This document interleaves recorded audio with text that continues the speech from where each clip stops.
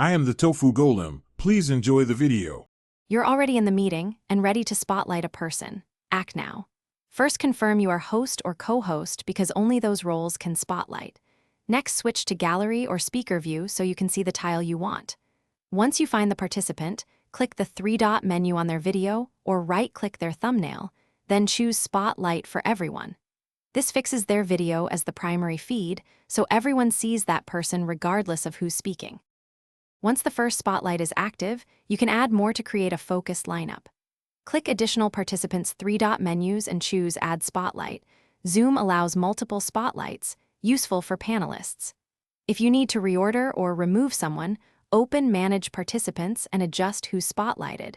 This is faster than toggling tiles. Make sure to monitor bandwidth, because multiple highlighted videos increase upstream load. Also confirm the on-screen indicator reads Spotlight to ensure everyone sees the intended feed. To finish, remove the Spotlight. When you want to return to active speaker or gallery view, open the participant's three-dot menu and choose Remove Spotlight or Clear All in Manage Participants. If some attendees still don't see the spotlight, tell them to use View Options and select Follow Host so their view follows the host's layout.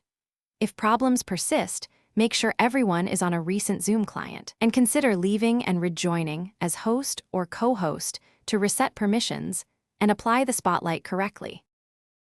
Thanks for watching. Consider subscribing if we helped you today.